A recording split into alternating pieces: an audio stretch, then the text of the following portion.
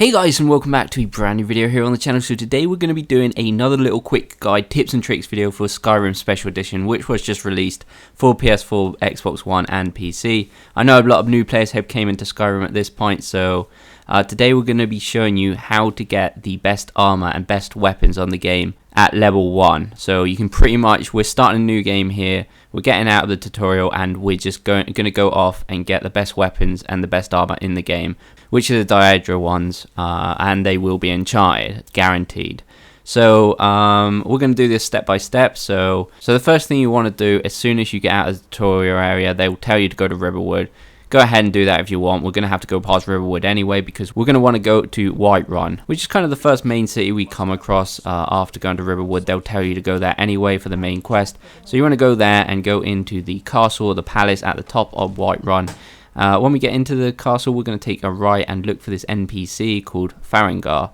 What we want to do is go and see what he's selling, and we are going to buy the Soul Trap spell. So don't worry, even if you're not going as a mage, you want to buy that just for what we're going to be doing in this video. So once we've learnt the Soul Trap spell, what we want to do is go to the 3 main stones at the start of the game. These are the ones we found just before Riverwood last video. I'm not sure if you've watched that video, but here you've got it anyway on screen if you need it, but I'm pretty sure everybody finds these 3 main stones at the start. If you're a mage, if you chose the mage stone, then you can pretty much skip this step, but if you're anything else, even if you're a warrior and you want to be a warrior for your playthrough, just go back and choose the mage stone just to do this. And then once you're done with this, once you've got the armor and swords, you can go back to whatever stone you want, but you will have to go to the mage stone. If not, this would take a lot longer. So once you've activated the mage stone, what you want to do is just run around and explore a bit until you find any wild animal. It can be a rabbit, it could be a wolf, it could be a crab, it can be a deer. It literally doesn't matter. Just go kill a wild animal, and this is where the farming starts. So once we've killed an animal, what we want to do is use Soul Trap on it over and over again. Obviously, you'll run out of magicka pretty much after each use, so what you want to do is just rest for an hour. So it's use Soul Trap on the animal, rest, use Soul Trap on the animal, rest, so forth. You can do it on the same animal, don't have to do different animals each time. So it'll probably take about 20 to 30 minutes to do this. We want to get to level 90. You don't have to go all the way to level 100, but we do have to be at least to level 90 to do the next step. So that's obviously the reason we wanted the Mage Stone activated, because this is going to be a lot quicker because we level up 20% faster as a mage. So our conjuring is going to go all the way up to 90 in about half an hour, say a bit less, if you do it, if you spam it as quick as you can. So once we've leveled that up to level 90, what we want to do is go back to Whiterun Stables, which is just outside Whiterun. You want to talk to him and you want to travel to Winterhold for about 50 gold. Once you're in Winterhold, you want to head towards the college, which is the big building, really noticeable building on the cliffs.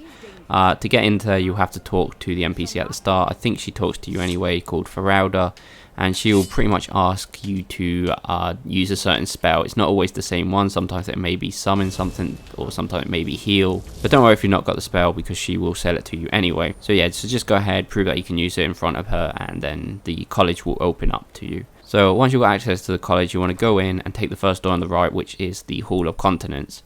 Once you're in there on the first floor, look for an NPC called Finished Jester. Normally this guy will give you a few quests and all that, and you can talk to him and he'll sell you a few things. But if you've got conjuration at 90, he will have an extra speech, so it's going to be an extra little side quest that you can only accept if you've got 90 conjuration. So that's the point we did this. You want to speak to him and select the one what says what else is there to be learnt about conjuration magic. This will activate his secret kind of quest, and yeah, so he'll give you a spell called Summon Unbound Dremora. So take that, learn it. Once we've accepted his quest and got over with him, what we're going to do is go up the stairs, which are really close to him in the same room, go all the way out until we get to the roof. Once on the rooftop, just head towards the marker, which will be like in this circle place. What we want to do is use this Summon Unbound Dremora. We can only use it here, by the way. You want to talk to him and kill him about 3 times.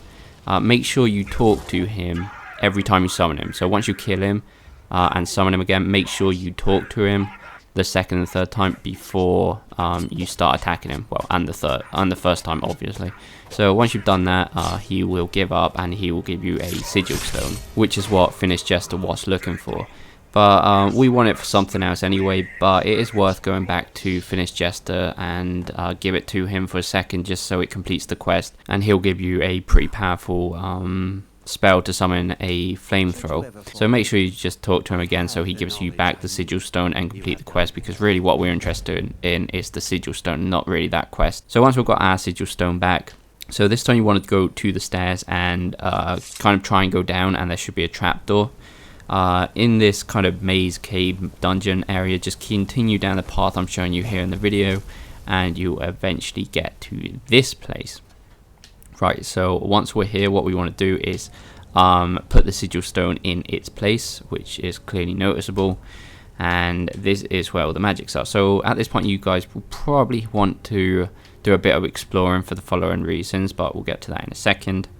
So pretty much in this offering box, what we want to do is place certain items, and with those certain items we'll get a random Enchanted Daedric weapon or a random Enchanted Daedric armor.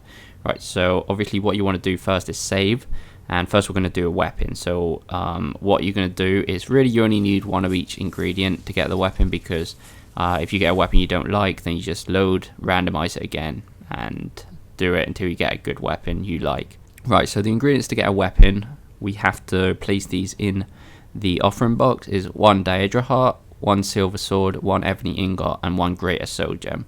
So they're not too hard to find, but I'm going to really briefly show you pretty much where you can get these. So for the Daedric hearts, as soon as you get into the college, instead of going for the first door to the right, you want to go to the first door on the left, and you want to find an NPC called Enchanted.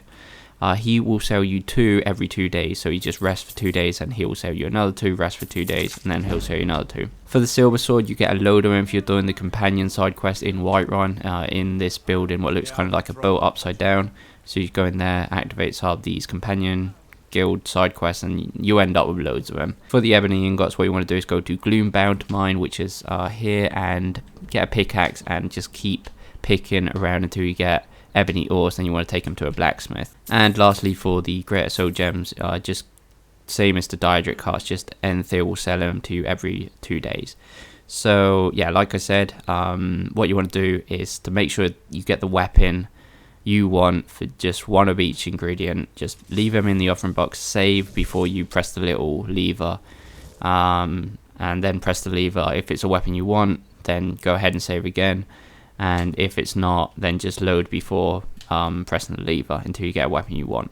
So for the armor, you will need the following ingredients. Pretty much exactly the same as before, except instead of a silver sword you want void soap, which you can get in Solitude. So there's 3 in the Angeline's Aromatics, which you can buy or steal off the shelves, and the same goes in the blacksmith. There are another 2, just so with those 5 you should be able to get all 5 pieces of armor. So obviously in this case you need 5 of each ingredient, because there's 5 different pieces of armor including the shield. Obviously what you want to do is, after getting 1 of each piece of armor, you want to save. That way if you get a repeat, you just load, and with 5 ingredients of each you should have enough to get all pieces of armor just by saving and loading. So yeah guys, that is how you get the best armor on the game, and one of the best weapons, depending how much ingredients you want to use on the game, at pretty much level 1 without doing anything from the start of the game. So yeah guys, hopefully this was helpful, especially for the new players and maybe some older players that don't remember this that well. So yeah guys, hopefully this was helpful. If it was, please go to like and subscribe. Remember, you can follow me on Twitter. You can support the channel more directly on Patreon, which is much appreciated, and we'll see you next time guys.